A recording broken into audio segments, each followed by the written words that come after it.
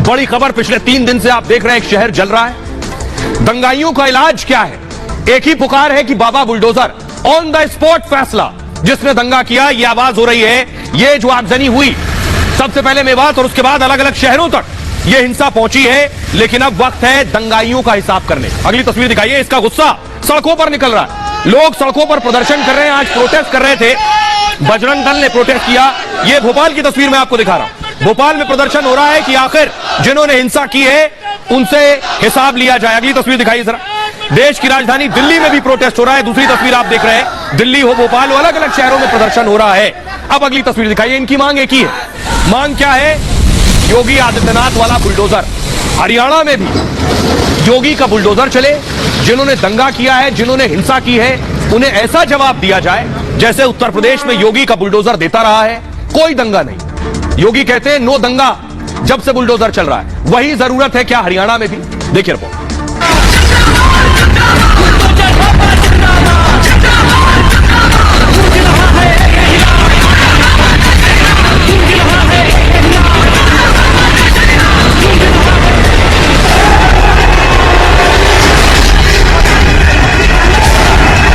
दंगा करोगे तो कई पीढ़ियां भरते भरते थक जाएंगे, लेकिन उसकी भरपाई नहीं कर पाओगे। जब बेकाबू होने लगे दंगाई और पत्थरबाज, तो उनका होना चाहिए योगी वाला इलाज।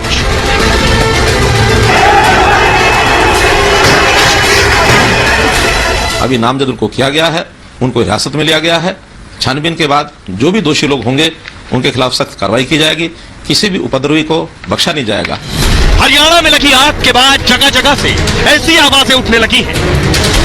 1 महीने के योगी के हवाले कर देना चाहिए हरियाणा को। बुलडोजर चलेगा तभी उनको समझ में आएगा। योगी जी का स्पष्ट कहना है, जो जिस भाषा में समझेगा उसको उस भाषा में समझाएंगे, जो जिस ढंग से समझेगा उसको उसी ढंग समझाएंगे। योगी मॉडल वहां पर प्रस्तुत होना चाहिए और तत्काल प्रभाव से वहां पूरे बुलडोजर से ढा देने चाहिए ऐसे घरों को। एक शोभा यात्रा निकालने को लेकर जिस तरह बवाल हुआ, उसके विरोध में शहर शहर प्रदर्शन हो रहा है और लोग मांग कर रहे हैं कि नफरत के पत्थर और गोली बरसाने वालों पर योगी के बुलडोजर स्टाइल में कार्रवाई हो। इन लोगों का कहीं ना कहीं एक फार्मूला उत्तर प्रदेश जैसा भी आजमाना चाहिए। इन लोगों का कहीं ना कहीं एक फार्मूला उत्तर प्रदेश जैसा भी आजमाना चाहिए। यूपी देश का सबसे बड़ा सूबा है, लेकिन योगी ने ऐसी सख्ती दिखाई कि दंगाई और अपराधी थर थर कांपते हैं। इसलिए मांग हो रही है कि हरियाणा में भी ऐसा ही एक्शन हो, ताकि अमन पर आग लगाने की कोई सोच भी न सके। आइए अब मैं आपको बताता हूं कि योगी वाला इलाज है क्या। योगी आदित्यनाथ ऐसा क्या करते हैं जो दंगाई काबू में आ जाते हैं।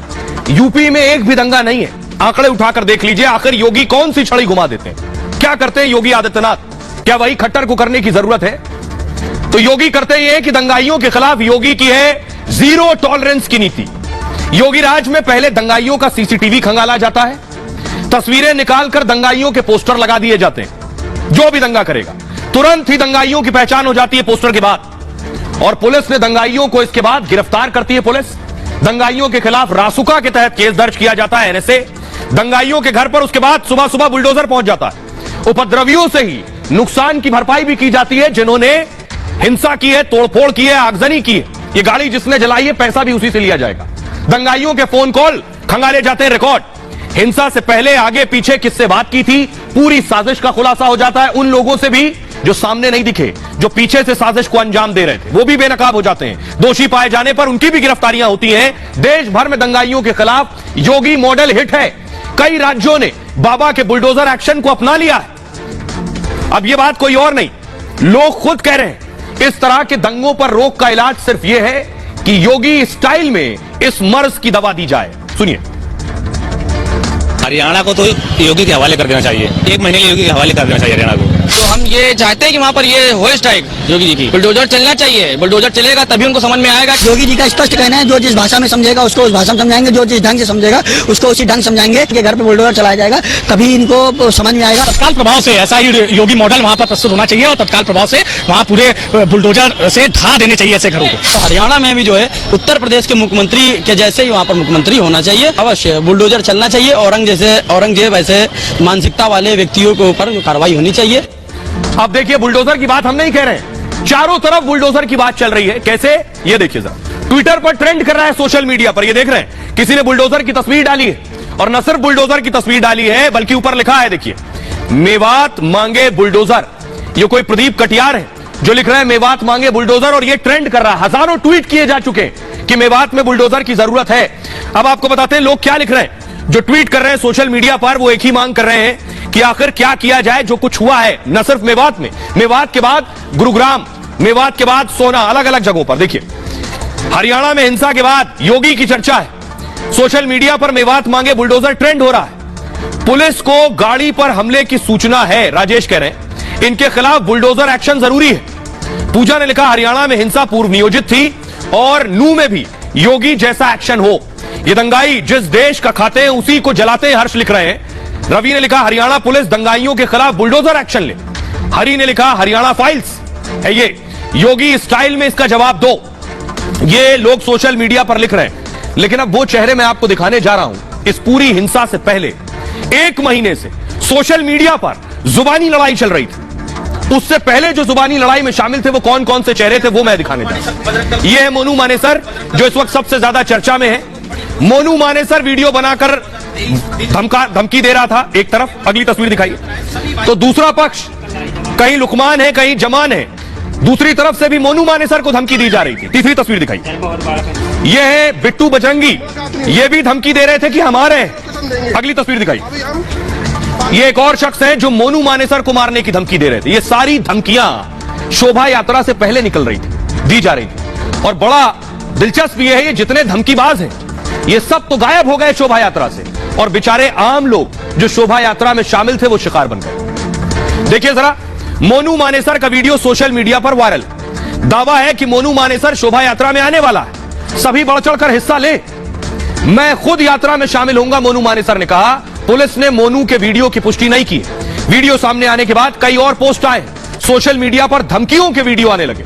दूसरी तरफ से दूसरे पक्ष का कहना था, यह भी वीडियो बनाकर डाल रहे थे, मोनू मानेसर के वीडियो के जवाब में धमकी दी गई। मोनू मानेसर आए तो पथराव करना, इनको इसी स्टाइल में जवाब दिया जाएगा। मोनू मानेसर को नू में आने नहीं देंगे।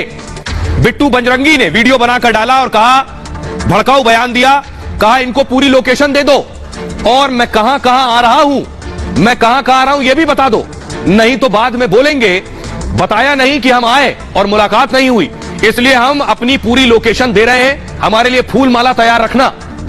दूसरी तरफ से आया बयान, सोशल मीडिया पर एक और वीडियो वायरल, मोनू को नू आने की चुनौती दी गई। वीडियो में लोगों से इकट्ठा होने की बात की गई और यह सिर्फ सोशल मीडिया पर लड़ाई चल रही थी अब तक, जब तक शोभा यात्रा नहीं निकली थी। शोभा यात्रा में क्या हुआ वो भी आपने देखा, लेकिन देखिए जरा सोशल मीडिया पर यात्रा से पहले जो जुबानी जंग चल रही थी वो सुनिए। ज्यादा से ज्यादा संख्या में सभी भाई जाएं, हम खुद यात्रा में शामिल रहेंगे और हमारी पूरी टीम को यात्रा में शामिल रहेगी। तो सभी भाई जोरों शोरों से गौ माता का नाम लेकर, प्रभु श्री राम का नाम लेकर और मेवात यात्रा में बढ़ चढ़ कर हिस्सा ले। जय गौ माता, जय श्री राम, जय सभी भाइयों की जय हो, जय हो। सुना है कि मोनू दोबारा मेवात मारो, बताओ मोनू आपके तेरे सिस्टम फाड़ देंगे और ना तो तुम्हें दम है ना कल आई जवा में काई में नूह में, अगर तो है तो। और भाई मेवातियों एक चीज कह रही, अभी तो नासिर जुनैद की आग ठंडी ना हुई, सैकुल मार दी गए, बाकी भी आग ठंडी ना हुई, फिर ही वारो भाई। हम मोनू भाई तू अपने मानसर में रहे, कालू दंगा फिसाद करवावे मेवात में भाई, खुदा के वास्ते। ये सिर्फ 2 बयान है, ये सिर्फ 2 बयान है और ये हिंसा से पहले के वायरल वीडियो है जो सोशल मीडिया पर वायरल किए जा रहे थे। सुनिए 2 और। वालेकुम गाइस, कैसे हैं आप सब? उम्मीद है आप सब अच्छे होंगे। तो गाइस कल नूह में फिर दोबारा प्रोटेस्ट है और सारे मेवात वहां पहुंच रही है। जहां तक हमारा ये मैसेज है तो सभी भाई से मैं कहना चाहूंगा अपने यार दोस्त ने भी लेकर जाए और खुद जाए। हमारी सारी टीम पहुंचेगी जो आपने यहाँ दिख रही है, और भी हमारे साथ में भाई बहुत सारा पहुंचेगा और इंशाल्लाह भाई आप पहुंचेंगे। पूरी लोकेशन दे दूं उनको, मैं कहाँ आ रहा हूँ। नहीं ये बोलेंगे कि बताया नहीं, ये बताया नहीं, और ये बोलेंगे कि बताया नहीं कि हम मुलाकात नहीं हुई, तो इसलिए हम पूरी लोकेशन देंगे। अभी हम पाली हैं और निकलेंगे धौस से ही, फूल माला तैयार रखना, कोई दिक्कत नहीं है। हाँ बिल्कुल, क्योंकि ये बोलते हैं ना कि बताना नहीं, निकल गई थी, बताया नहीं, पूछा नहीं, ये सारे मुलाकात करने के लिए। और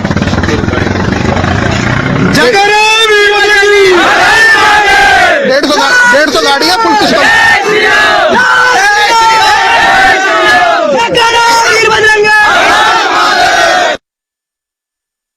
हिंदू संगठन भी सुन ले अपने आप से, मतभेद छोड़ करके रोड पे उतरने की तैयारी करो और मेवात को चारों तरफ से घेर लो। मेवात को तिजारा से, भरतपुर से, पलवल से, होडल से, फरीदाबाद से, गुड़गांव से, तावड़ू से घेरने की तैयारी करो। इनको अकल ठिकाना लगानी जरूरी है, इनको सबक सिखाना जरूरी है। हर भगवा यात्राओं में हमले कर रहे हैं, अभी हम सहन नहीं करेंगे। शस्त्र तैयार करो और मां भारती का नंबर करो, तैयारी करो। बचना नहीं चाहिए एक भी जिहादी देश का गद्दार जो हिंदू यात्राओं में हमले करता है। और जो हिंदुओं में भी दोषी होंगे ये दंगे भड़काने के लिए, उनके खिलाफ भी कार्रवाई करवाएंगे, चाहे वो कोई भी हो। भारत माता की जय, वंदे मातरम, जय श्री राम। भाइयों, जो मोनू मानेसर सर ने मेवात में यात्रा लेके आ रहे, कसम खुदा की यकीन करोगा, मारो या मरो, सही है ना। देखो मारो तो फिर भी सवाब है, और मैं यकीन के साथ कह रहा हूँ, और जब मर गया तो जन्नत का हकदार। मतलब शहादत है यार, हक पे लड़ रहा हूँ, मुसलमानों के लिए लड़ रहा हूँ, जंग गई हूँ। और या मैं इंशाल्लाह अल्लाह ताला से उम्मीद है कि हमें कामयाब करेगा। जैसे आओ ना, सही है, जिनकी तोड़ फोड़ करो मेरा भाई, या वार्निंग है हल्का में मत लियो, सही है ना। अब की अल्लाह की कसम है, ये जो म्यू है ना, फुल जोश में और फुल गुस्सा में लग रहा है मुझे, सही है ना। और मैं म्यू उनसे कहना चाहूँगा, गुस्सा है बरकरार रखियो जब तक तुम्हें इंसाफ ना मिले। ये जितने लोगों को आपने सुना, जो हिंसा हुई, शोभा यात्रा पर पत्थर चले, ये वीडियो उससे पहले के, उससे पहले एक दूसरे को धमकी दी जा रही थी, चुनौती दी जा रही थी। इन सब पर पुलिस को सख्त एक्शन लेना चाहिए। सबसे पहले मोनू मानेसर का नाम सबसे आगे चल रहा है, तो मोनू मानेसर कौन है जरा देखिए। गाड़ी में जो बैठा है वो है मोनू मानेसर। हरियाणा में एक जाना माना नाम है, गोरक्षा टास्क फोर्स का सदस्य है मोनू। गुरुग्राम के मानेसर का रहने वाला है। मोनू का असली नाम मोहित यादव है और 2011 में मोनू बजरंग दल में शामिल हुआ। 2022 में राज्य में गोरक्षा टास्क फोर्स अध्यक्ष बना। हरियाणा के कई थानों में केस दर्ज है। नासिर जुनैद की हत्या का आरोप है मोनू पर, दोनों को जिंदा जलाने का आरोप है। राजस्थान पुलिस को मोनू की तलाश थी। गिरफ्तारी के लिए हरियाणा भी गई थी राजस्थान पुलिस, लेकिन राजस्थान पुलिस खाली हाथ लौटी वहां से। अब सुनिए जरा मोनू मानेसर पर क्या कुछ कहना है हरियाणा के डीजीपी पीके अग्रवाल का और मुख्यमंत्री मनोहर लाल खट्टर का। जो ये एक प्रचार चला था, एक वीडियो जारी हुआ था, उसके बाद वो डिलीट हुआ और उससे हालात बिगड़े, ये भी जांच का विषय है और इस पे भी एसआईटी जांच करेगी और शीघ्र अतिशीघ्र मैंने जैसा कहा, जो भी लोग इसमें संलिप्त हैं इस घटना में, उनके खिलाफ सख्त से सख्त कार्रवाई की जाएगी। देखिए, जहां तक मोनू मानेसर की बात है, मोनू मानेसर के खिलाफ जो पिछला केस एफआईआर वो राजस्थान सरकार की है। राजस्थान सरकार को हमने कहा है कि जिस प्रकार की मदद उनको ढूंढने में हमारी चाहिए, मदद करेंगे, तैयार है मदद करने के लिए। अब वो चूंकि राजस्थान पुलिस उसको ढूंढ रही है, कहां है, कोई इनपुट्स हमारे पास अभी नहीं है, उनके पास है कि नहीं हम नहीं कह सकते। राजस्थान पुलिस उसके खिलाफ कार्रवाई करने के लिए स्वतंत्र है, हमारी मदद जितनी चाहिए उनको करेंगे। हमारे साथ हरियाणा के गृह मंत्री अनिल विज जुड़ रहे हैं। अनिल विज साहब, बहुत बहुत स्वागत है आपका। हमने बताया मोनू मानेसर दिखाया भी, जो धमकियां दी जा रही थी वो एक तरफ से नहीं, दोनों तरफ से थी। मेरा सवाल है, मोनू मानेसर पर सवाल उठ रहे हैं, इस पर क्या कहेंगे आप? देखिए, ऐसा है, मोनू मानेसर एक क्रिमिनल है, उसके ऊपर हरियाणा में भी और राजस्थान में भी एफआईआर दर्ज है और उसके क्रिमिनल के कहने से अगर उससे कुछ हुआ है, इस एंगल की भी हम जांच करेंगे, इस एंगल की भी जांच करेंगे वो जो कह रहे हैं। पर मैं कहना चाहता हूं कि अगर किसी क्रिमिनल ने कोई वीडियो वायरल कर दी तो इसका मतलब यह है कि आग लगा दो, इसका मतलब यह है कि लोगों को धार्मिक अनुष्ठान मत करने दो, गोलियां चलाओ, कारों को फूंक दो। कहां लिखा है, कौन सी किताब में लिखा है ये? कल को कोई और क्रिमिनल भी ऐसा कर सकता है। जी जी, बिल्कुल ठीक कह रहे हैं गृह मंत्री साहब।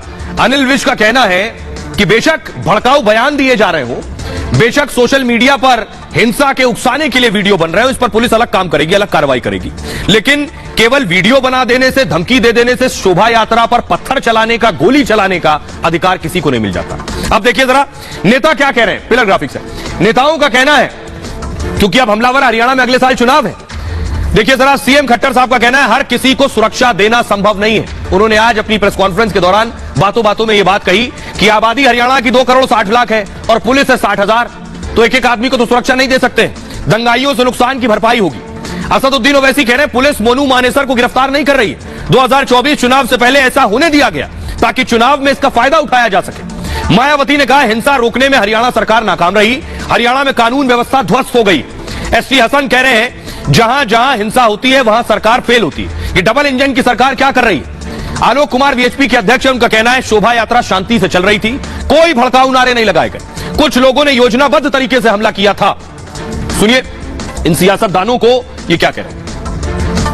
किसी भी देश में चले जाइए, हर व्यक्ति की सुरक्षा पुलिस के द्वारा करना संभव नहीं होता। प्राइम मिनिस्टर के ऑफिस से 2 किलोमीटर भी नहीं है, दिल्ली से नजदीक, राज्य में भी ऐसा होता है, ये दूर की बात तो अलग है। जो आयोजक थे कल की यात्रा के, उन्होंने भीड़ एस्टिमेशन का प्रॉपर द्वारा डिस्ट्रिक्ट प्रशासन को नहीं दिया, उसकी कमी के कारण दुर्घटना को किसने की है, कौन है इसके पीछे, हम उसकी पूरी जांच करेंगे, प्रदेश और देश के सामने उसको बेनकाब करेंगे। अगर प्लानिंग थी तो क्या उस प्लानिंग का पता सरकार को नहीं चला? नहीं चला तो आपकी सीआईडी क्या कर रही थी? उस प्लानिंग का पता था आपको, तो फिर आप क्यों चुप रहे? जिहाद की इस मानसिकता को सामाजिक, वैचारिक और प्रत्यक्ष प्रतिकार करने के लिए हिंदू समाज तैयार है। साजिशकर्ता या जो उपद्रवी हैं, ऐसे लोगों की ईंट से ईंट बजा देनी चाहिए। अब आपको दिखाता हूं कि जो हिंसा हुई उसके बाद देश भर में उबाल है, गुस्सा है, प्रदर्शनकारी सड़कों पर थे अलग अलग शहरों में। पहली तस्वीर मैं आपको दिखाने जा रहा हूं, यह आप देख रहे हैं दिल्ली की तस्वीर। दिल्ली में बीएचपी विश्व हिंदू परिषद ने प्रोटेस्ट किया, नारेबाजी की और एक्शन की मांग की। अगली तस्वीर दिखाई सर, यह दूसरी तस्वीर मैं आपको दिखा रहा हूं उत्तर प्रदेश की। उत्तर प्रदेश में पुलिस सुन लीजिए सर, उत्तर प्रदेश में प्रोटेस्ट हुआ, एम्बियंस दीजिए।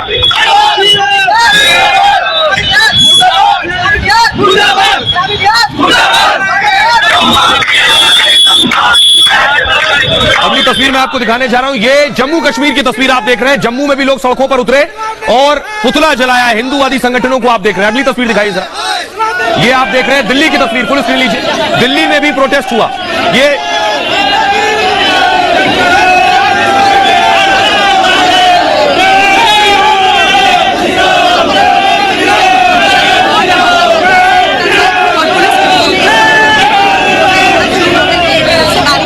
अब सवाल यह है जो हिंदूवादी संगठन सड़कों पर उतरे हैं वो इंसाफ की मांग कर रहे हैं। जो गाड़ियां जलाई गई, लोगों पर गोलियां बरसाई गई, 6 जानें चली गई, आखिर इनकी जिम्मेदारी कौन लेगा?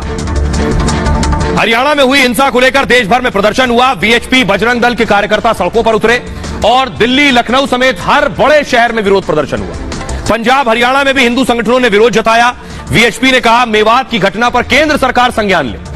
नूह में हिंसा की जांच एनआईए, नेशनल इन्वेस्टिगेटिंग एजेंसी करे। मेवात में अवैध हथियारों का जखीरा है, इस पर हरियाणा सरकार एक्शन ले। लाठियां पत्थर पहले से जमा किए गए थे।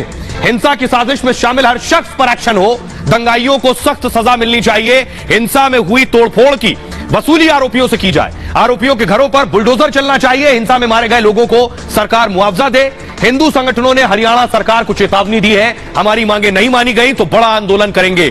सुनिए जरा प्रदर्शन करने वाले हिंदूवादी संगठनों का क्या कहना है। बहुत गलत हुआ है और जहाँ पे हमारी कोई ट्रेन निकलती भी सुनते पर सर ये लोग घात लगा के बैठे रहते हैं, उसके बाद में एक डायरेक्ट हमला कर देते हैं। गाड़ियां प्रशासन किसी को नहीं देखते हैं, वो लोग जिसको देखते हैं उसको जला देते हैं। ये कैसा न्याय है? उनको गोली चलाने का, पेट्रोल पंप फेंकने का अधिकार है, हमारे लोगों पे गोली चलाने का, हत्या करने का अधिकार है। गिरफ्तारी हो, एनएसए लगे, रोहिंग्या को देश से बाहर निकाला जाए। नूह के अंदर, मेवात में नूह के अंदर हमारे पर अत्याचार हो रहे हैं और यहाँ हमें हनुमान चालीसा भी नहीं पढ़ने दे रहे। जो आतताई समूह के लोग हैं उनको पकड़ के फांसी की सजा दी जाए न्यायिक प्रक्रिया के तहत। हमारी शोभा यात्रा निकलती है, इन फ्यूचर कभी उसने इस तरह का दोबारा पत्थरबाज जो है उस पर हमला ना करें, उनको तोड़े फोड़े ना, उसको निकलने दे। हम अगर उनका सम्मान कर रहे हैं तो उन्हें भी हमें सम्मान देना चाहिए और सम्मान दोगे तो सम्मान मिलेगा। इसमें जो है अगर ये घटनाएं नहीं रुकती हैं तो हम लोग प्रदर्शन करने के लिए बात होंगे। हिंदू हमेशा जो है शालीन रहा है, हर समाज को लेकर चलने वाला रहा है, लेकिन अगर हिंदू के ऊपर आघात होगा तो हर हिंदू एकजुट होकर एक प्रदर्शन करेगा। ये ट्रैक अगर हम देखें तो लंबे समय से चला आ रहा है। हिंदुओं की धार्मिक यात्राओं पर सुनियोजित तरीके से षड्यंत्र होता है और इस देश के सेकुलर जमात कहीं ना कहीं हिंदुओं को फिर भी कटघरे में खड़ा करता है। देखो ये विधर्मी है जो ये इन्होंने सब कुछ प्री प्लान किया था, पहले से प्लान किया हुआ था, उसके बाद भी प्रशासन मतलब इनको इतना भी डर नहीं है कि शासन प्रशासन कुछ है। भाई अब आपको दिखाता हूं, आपने लोगों का गुस्सा देख लिया, सुन लिया। जिन संगठनों ने विरोध किया इस मामले में एफआईआर हो चुकी है। एफआईआर लगभग 3 दर्जन एफआईआर हुई है। एक एफआईआर की कॉपी मैं आपको दिखाने जा रहा हूं। एफआईआर किस किस ने कराई है, कौन कौन से लोग हैं, उनके बारे में आपको सबसे पहले बताऊंगा। इस मामले में एक्शन क्या हुआ, कितने लोगों की गिरफ्तारियां हुई हैं, वो देखिए जरा। ये एफआईआर नूह में जो हिंसा हुई, अब तक 40 से ज्यादा एफआईआर हुई। पुलिस समेत कई लोगों की शिकायत पर केस दर्ज हुआ है। अब तक 116 गिरफ्तार हुए, 190 हिरासत में। गिरफ्तार लोगों को रिमांड पर लेने की तैयारी है और आरोपियों से पूछताछ के जरिए जानकारी जुटाने की कोशिश है। हिंसा में शामिल अन्य लोगों की गिरफ्तारी की तैयारी है। अब देखिए सबसे पहले शिकायतकर्ता कौन है। Abid Hussain, duty magistrate. आबिद हुसैन क्या कह रहे हैं, एफआईआर नंबर 259 है इनकी। आबिद हुसैन ने जो एफआईआर लिखवाई है, स्थान राम मंदिर, वार्ड नंबर 9 और नू। एफआईआर में लिखा है यात्रा पर एक समुदाय विशेष का हमला हुआ। लोगों ने पुलिस प्रशासन को भी निशाना बनाया। समुदाय विशेष के 700 से 800 लोग थे। अवैध हथियारों से जानलेवा हमला किया गया। सरकारी और प्राइवेट गाड़ियों में आग लगा दी गई। भीड़ ने यात्रा में शामिल 35 से 40 लोगों को घेर लिया। आरोपियों ने सभी को राम मंदिर में बंद कर दिया। पुलिस के पहुंचने पर भीड़ ने फायरिंग की है। लोगों के हाथों में ईंट, पत्थर, लाठी, डंडे और हथियार थे। दूसरी एफआईआर, शिकायतकर्ता एएसआई धर्मेंद्र, चौकी इंचार्ज नल्हड़, एफआईआर नंबर 0398। इनकी एफआईआर में लिखा है जलाभिषेक में बाधा डालने की कोशिश की गई। योजनाबद्ध तरीके से हमला किया गया। 800 से 900 लोगों ने अचानक हमला किया। लाठी डंडों और अवैध हथियारों से लैस थे आरोपी। पुलिस के समझाने के बावजूद माने नहीं। आरोपियों ने पुलिस और यात्रियों पर फायरिंग की। उपद्रवियों ने सड़क पर खड़े वाहनों में तोड़फोड़ की। पेट्रोल छिड़ककर वाहनों को आग के हवाले कर दिया गया और पाकिस्तान जिंदाबाद के नारे भी लगे इस दौरान। एफआईआर नंबर 258 है। शिकायतकर्ता टेक चंद न्यायालय कर्मचारी हैं। स्थान पुराना बस अड्डा पर थे ये नू में। जज के साथ दवा लेने के लिए निकला था इनका कहना। गाड़ी में जज और उनकी बेटी सवार थी। अलवर रोड पर गाड़ी पर पथराव शुरू हो गया। 100 से 150 लोगों ने हमला कर दिया। जज की कार पर फायरिंग की गई। जज की गाड़ी को आग के हवाले कर दिया गया। हम लोगों ने वर्कशॉप में छिपकर किसी तरह जान बचाई। कुछ वकीलों की मदद से वहां से बाहर निकले। अब सुनिए एसीपी गुरुग्राम है वरुण दहिया, वो क्या कह रहे हैं। जिस प्रकार से नू मेवात जिले के अंदर जो घटनाक्रम हुए उसके दौरान 31 जुलाई को जो घटनाक्रम गुड़गांव के अंदर हुए और उसके बाद 1 अगस्त को जो घटनाक्रम हुए उसका संक्षिप्त विवरण गुड़गांव पुलिस द्वारा आपको दिया जा रहा है। गुड़गांव पुलिस को पिछले 2 दिन के अंदर लगभग 15 एफआईआर रजिस्टर्ड करी गई हैं ऐसे सभी दोषियों के खिलाफ जो अलग अलग ऐसी इलीगल एक्टिविटीज में आगजनी के अंदर जो संलिप्त पाए गए हैं। इसके अंदर जो अभी तक 8 एक्यूज को अरेस्ट करा गया है। अब आपको वो तस्वीरें मैं दिखाने जा रहा हूं जहां से गोली चलाई गई। अब तक आपने वो तस्वीर नहीं देखी होगी। वो जंगल ये देख रहे हैं, ये है वो जंगल, ये है वो पहाड़ी। इन पहाड़ियों में छिपे हुए थे यहां दंगाई। इन पहाड़ियों में छिपकर गोली चला रहे थे। झाड़ियों में, पत्थरों के पीछे, लोग देख ना पाए, पहचान ना हो सके। और जब सोचिए यहां से गोली आएगी, कोई समझ नहीं पाएगा कहां से कौन सी गोली आ रही है। हमारी सहयोगी शिखा इस जगह पर पहुंची, इस पहाड़ी पर। उनकी रिपोर्ट देखिए जरा यहां से। कि वो जो पहाड़ी आपको दिखाई दे रही है, एक बार मैं कहूंगी कि फोकस करके दिखाएं, वो जो ऊपर पहाड़ी है और उसके बगल में जो पेड़ है, वहां पर कई लोग खड़े हुए थे। लगभग 4 से 5 लोग वो बता रहे हैं, लेकिन इससे भी ज्यादा वहां पर लोग हो सकते हैं जो वहां पर खड़े हुए थे और वहां से फायरिंग करना शुरू किया। तो चूंकि दूरी इतनी है, वहां से देखने में पास लग रहा है लेकिन दूरी इतनी है, तो निश्चित तौर पर वहां तक गोली गिरी है, नहीं गिरी है इसको नहीं कह सकते हैं, लेकिन वहां से फायरिंग हो रही थी इस मंदिर में। अगर यहां से मैं आपको मंदिर का व्यू दिखाऊं तो देखिए यहां से सीधे छत जो है मंदिर की वो दिखती है। ऊपर का एरिया दिखता है जहां पर अगर लोग मौजूद हों तो वहां से फायरिंग करके सीधे उनको निशाना बनाया जा सकता है। तो इस तरीके से पूरी अगर इसको कहें तो पूरी प्लान्ड वे में ये सारी चीजें की गई। अब इस हिंसा में जिन लोगों की जाने गई, 6 लोगों की जाने गई है, इसमें 2 होमगार्ड भी शामिल हैं। दोनों को गोली लगी थी। आज उन्हें अंतिम संस्कार हुआ उनका। पुलिस को लीजिए जरा तस्वीर। 2 होमगार्ड जो इस हिंसा में मारे गए।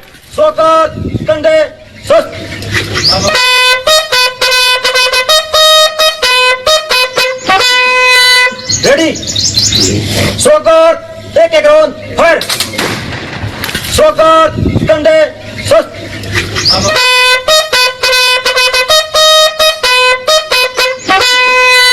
रेडी। आइए अब अगली तस्वीर दिखा रहा हूं मैं आपको। ये एक और शख्स, एक और युवा जिसकी उम्र 25 साल थी, अभिषेक, जो इस हिंसा में मारे गए। और अभिषेक के बारे में आपको बताऊं कि अभिषेक 25 साल उम्र थी और बच्चों को बचाते हुए, महिलाओं को बचाते हुए, बुजुर्गों को बचाते हुए अभिषेक की जान चली गई। फुल स्क्रीन लीजिए जरा तस्वीरें। अभिषेक पानीपत के रहने वाले थे।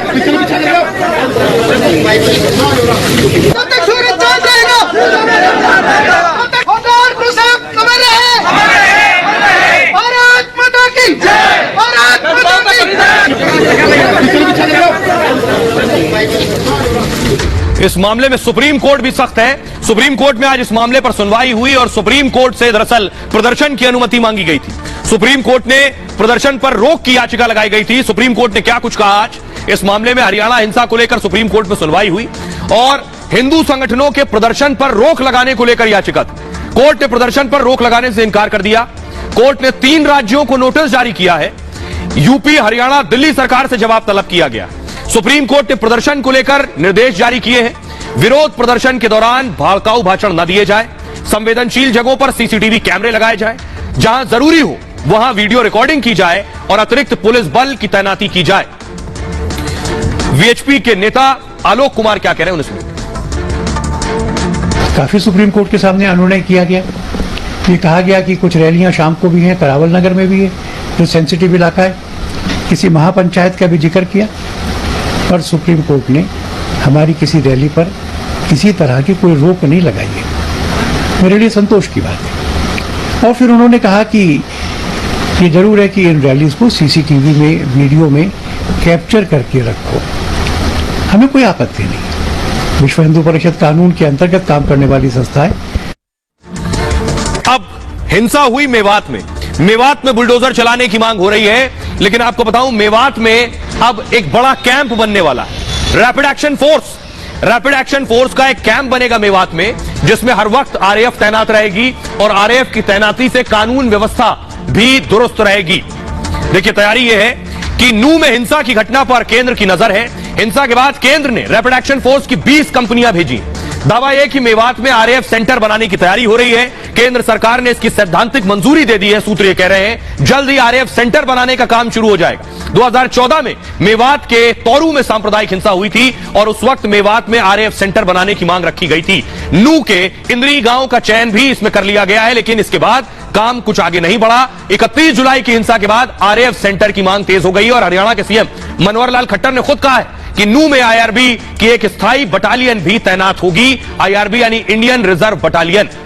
सुनिए जरा मनोहर लाल खट्टर क्या कुछ कह रहे हैं। लेकिन नू जिले में जो ये काऊ प्रोटेक्शन एक बड़ा विषय है। वहाँ स्मगलिंग होती है, वहाँ गोहत्या हत्या भी होती है। तो हम उस जिले में एनफोर्समेंट जो हमारे ब्यूरो है उसको काऊ ये जो सिक्योरिटी का जो काम है ये भी उनके माध्यम से कराएंगे और 100 जवान अलग से उस व्यवस्था के लिए वहाँ रखे जाएंगे ताकि ये समस्या भी आगे ना आए।